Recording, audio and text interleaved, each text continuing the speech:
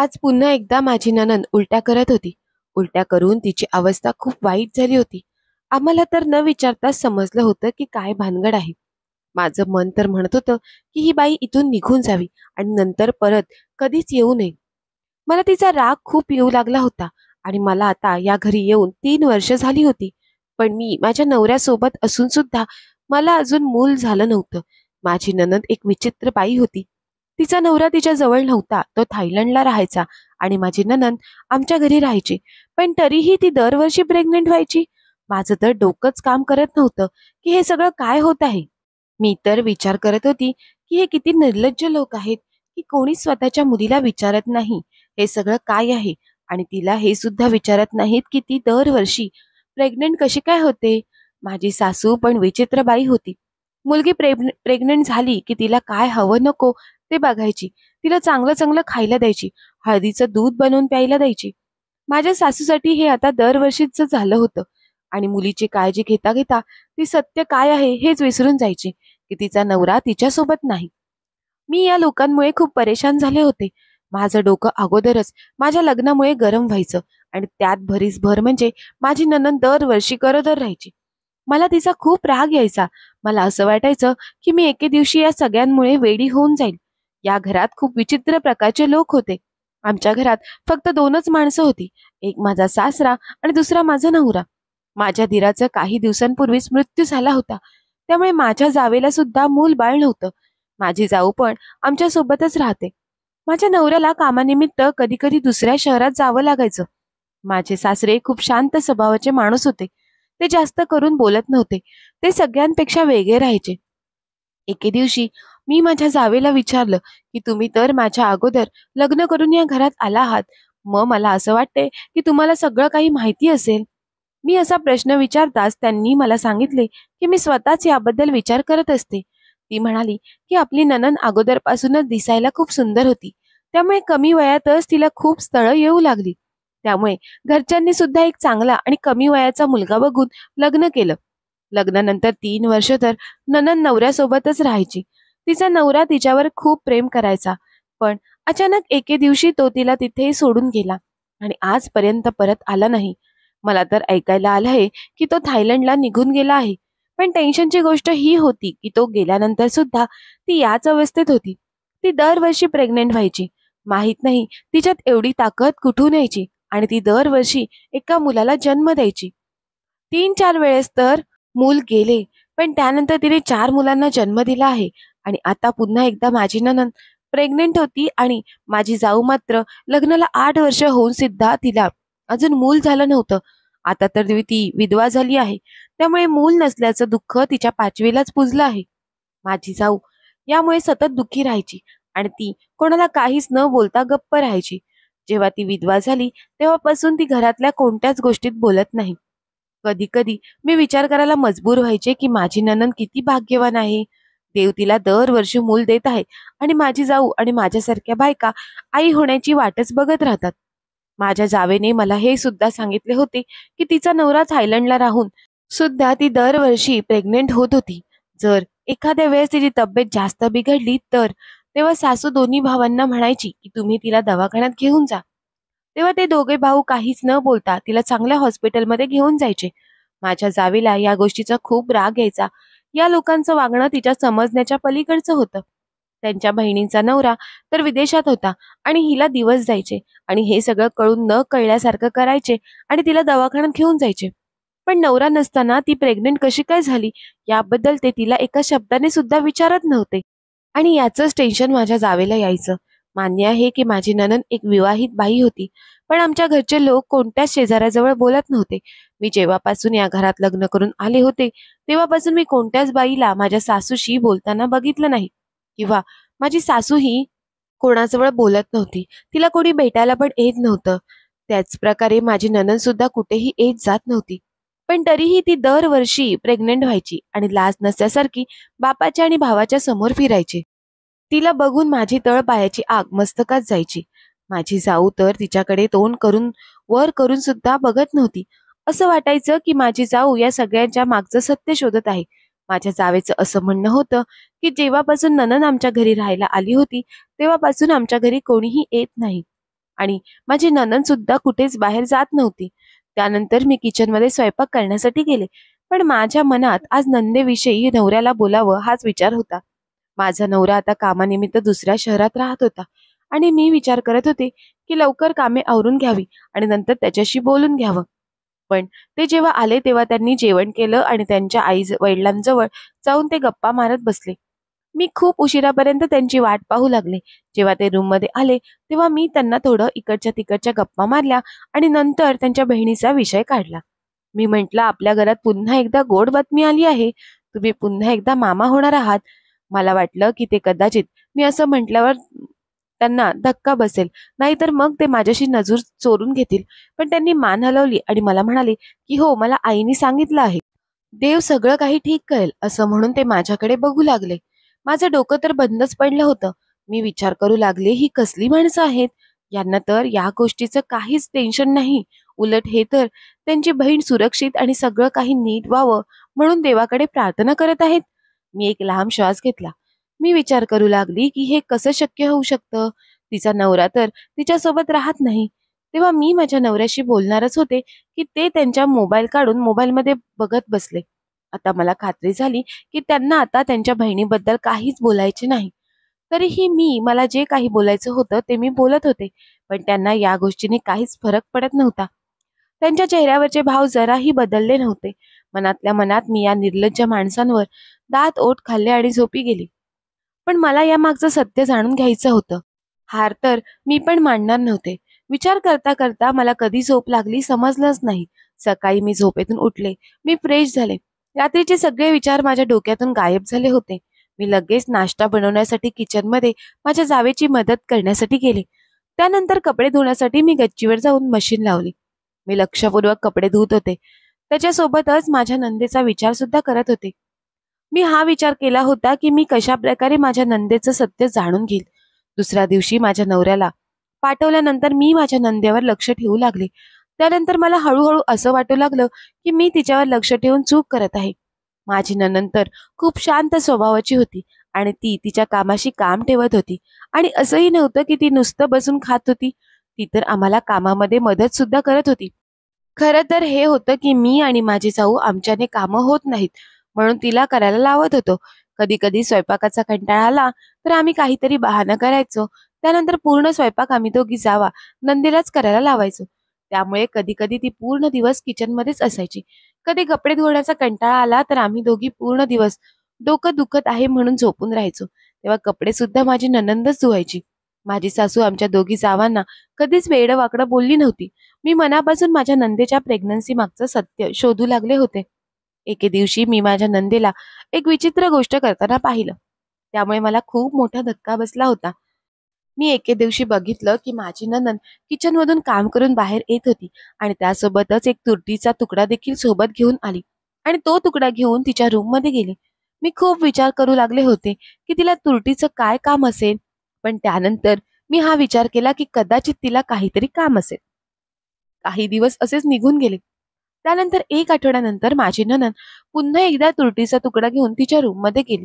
मला आता अजूनच जास्त धक्का बसला, कारण पुन्हा एकदा ही घटना घडली होती.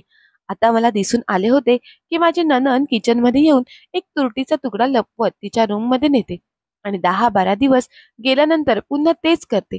माझी नणंद रूममध्ये जाताच मी पळत घराच्या मागे गेले आणि खिडकीतून तिच्या रूममध्ये पाहिलं.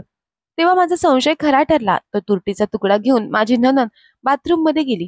माझं तर डोकं विचार करूनच दुखायला लागलं होतं. मी खूप प्रयत्न करून सुद्धा माझी नणंद तुरटीच्या तुकड्यासोबत काय करते याचा शोध मी लावू शकले नव्हते. मी खूप उदास झाले, पण माझं नशीब मला साथ देत होतं. एक दिवशी संध्याकाळी मी आणि माझी नणंद किचनमध्ये स्वयंपाक बनवत होतो. तेव्हा ती अचानक तुरटीचा तुकडा घेऊन किचनमध्ये मधून बाहेर गेली. मी हे सगळं बघून खूप हैराण झाले की संध्याकाळी ती हा तुरटीचा तुकडा नेऊन काय करत होती. तिला या तुरटीचं काय काम असेल. आता मला टेन्शन येऊ लागलं होतं आणि तिच्या अशा विचित्र वागणुकीबद्दल मला जाणून घ्यायचं होतं. माझी नणंद लगेच बाथरूम मध्ये घुसली. मी सुद्धा ही संधी सोडली नाही आणि बाथरूमच्या खिडकीपाशी गेले आणि खिडकीच्या छिद्रातून आत वाकून बघू लागले. जेव्हा मी त्या छिद्रातून वाकून पाहिलं तेव्हा मी पार हादरूनच गेले. खिडकीच्या छिद्रातून बाथरूम मधलं पूर्ण दृश्य दिसत होतं. ज्या प्रकारे माझी नणंद त्या तुरटीचा उपयोग करत होती ते पाहून तर माझ्या पायाखालची जमीनच सरकली. मी डोळे मोठे करून ते दृश्य पाहू लागले. त्यानंतर माझ्यावर कोणाची तरी नजर पडेल म्हणून मी तिथून मागे सरकले आणि किचनमध्ये जाऊन माझं काम करू लागले. थोड्या वेळानंतर माझी नणंद किचनमध्ये आली आणि घाईघाईने काम करू लागली. सगळी कामं आवरल्यानंतर ती तिच्या रूममध्ये निघून गेली. दिवस असेच निघून जात होते. एक दिवशी माझ्या नंदेच्या बाथरूममध्ये पाणी येत नव्हतं आणि तिला आंघोळ करायची होती. पण संध्याकाळची वेळ असल्यामुळे कोणताच प्लंबर नळ ठीक करण्यासाठी येत नव्हता. त्यामुळे माझ्या सासूने दुसऱ्या कोणत्या तरी बाथरूममध्ये आंघोळ करण्यासाठी माझ्या नंदेला सांगितलं. पण तिने स्पष्ट नकार दिला. माझ्या जावेने त्यांच्या बाथरूममध्ये आंघोळ करायला सांगितलं. त्यालाही तिने नकार दिला. पण मला आश्चर्य तर या गोष्टीचं वाटत होतं की कोणत्याही बाथरूममध्ये आंघोळ केली तरी काय फरक पडणार होता. पण मला धक्का तर तेव्हा बसला जेव्हा माझी नणंद गच्चीवरच्या बाथरूममध्ये गेली. आमच्या गच्चीवर एक रूम होती आणि तिथेच एक बाथरूम होतं. माझी नणंद वर जाताच मी इकडे तिकडे फिरू लागले आणि संधी बघून तिच्या रूममध्ये गेले. तिच्या रूममध्ये जाऊन मी तिच्या रूमची झडती घेतली. मी कपाटाजवळ जात होते की तेवढ्यात माझी सासू तिथे आली आणि मला म्हणाली, "तू इथे काय करत आहेस?" तेव्हा मी म्हटलं की माझी ओढणी सापडत नाही. मला असं वाटलं की यांच्या कपड्यामध्ये ती आली असेल म्हणून मी ती शोधत आहे. तेव्हा माझ्या सासूने मला माझ्या जावेच्या रूममध्ये बघायला सांगितलं आणि ती स्वतः माझ्या नंदेच्या रूममध्ये बघू लागली. मी गुपचूप बाहेर निघून आले. पण मी ठरवलं की संधी बघून मी त्या कपाटात नक्कीच बघेल. कारण माझी सासू मला त्या कपाटाजवळ जाऊ देत नव्हती. म्हणजेच त्या कपाटामध्ये नक्कीच काहीतरी होतं आणि ते आमच्यापासून लपवलं जात होतं. अंघोळ करून माझी नणंद खाली आली आणि त्यानंतर दोघी मायलेकी रूममध्ये गेल्या. मी लगेच गच्चीवर जाऊन बाथरूममध्ये पाहिलं. बाथरूम मधलं दृश्य पाहून माझ्या पायाखालची जमीनच सरकली. कारण त्या बाथरूममध्ये बकिटात आणि तांब्यामध्ये सगळीकडे तुरटीचे तुकडे होते. मला हे बघून खूप मोठा धक्का बसला. मी लगेच खाली येऊन माझ्या जावेच्या रूममध्ये गेले आणि तिला हे सगळं सांगून टाकलं. तिला सुद्धा हे ऐकून खूप मोठा धक्का बसला. मी माझ्या जावेला सांगितलं की मला आपल्या नंदेचं वागणं काही ठीक वाटत नाही.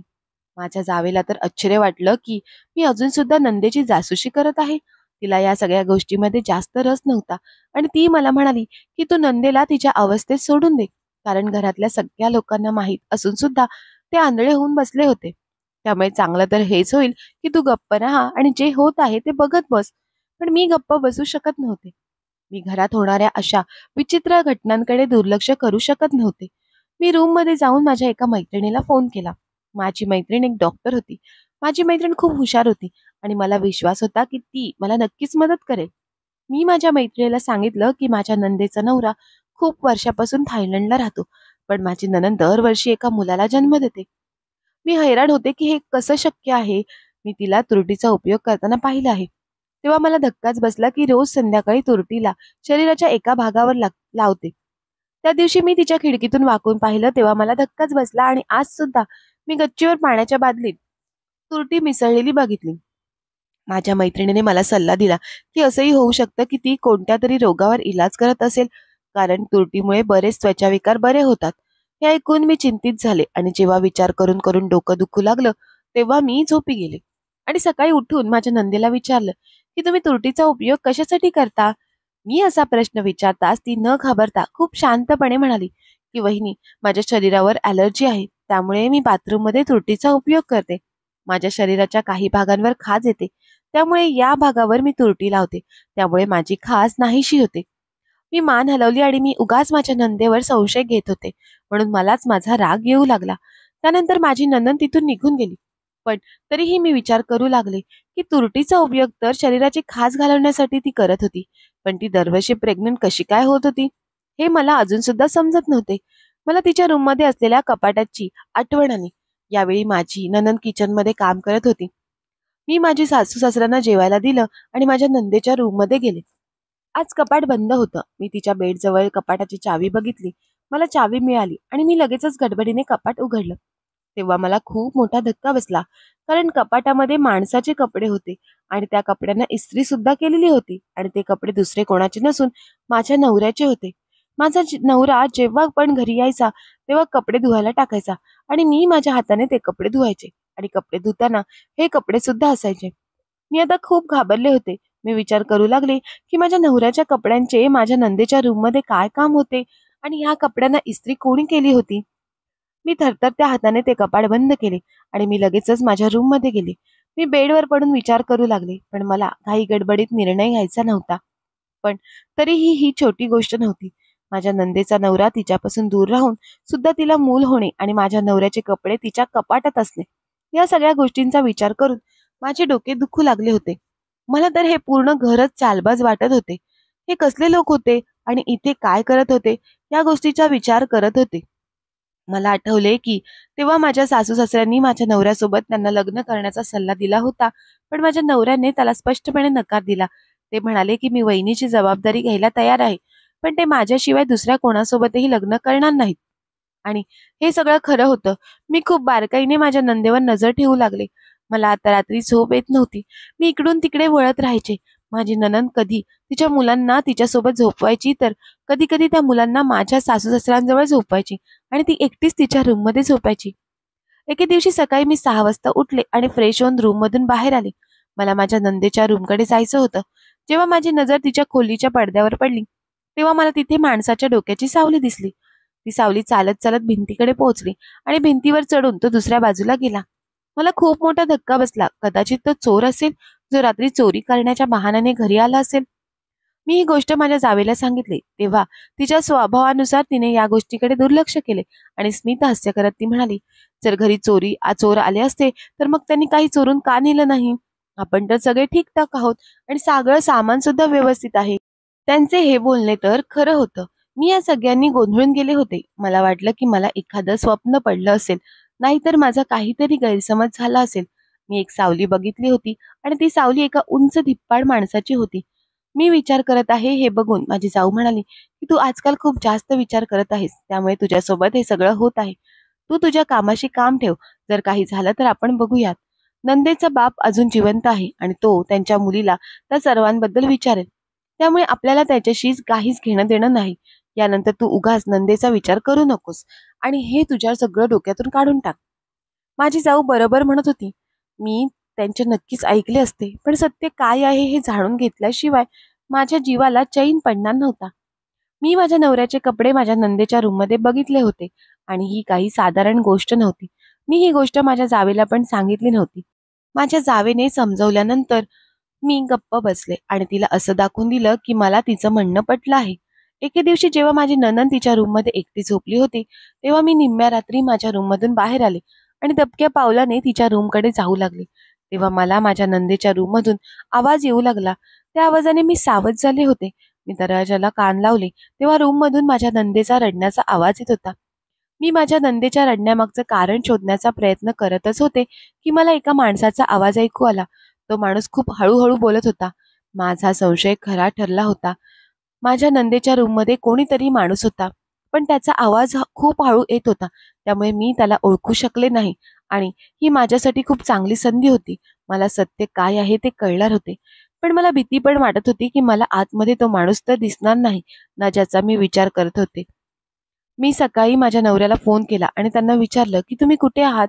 तेव्हा ते म्हणाले की मी दुसऱ्या शहरात आहे. मी त्यांना म्हटलं, तुम्ही 1-2 दिवसांसाठी घरी या. माझी तब्येत ठीक नाही. मला खूप घाबरल्यासारखं होत आहे. मी असं म्हणताच माझा नवरा संध्याकाळी घरी यायला तयार झाला आणि त्याने फोन कट केला. मला वाटत होते की मी अशा प्रकारे माझ्या मनातील शंका काढून टाकेन.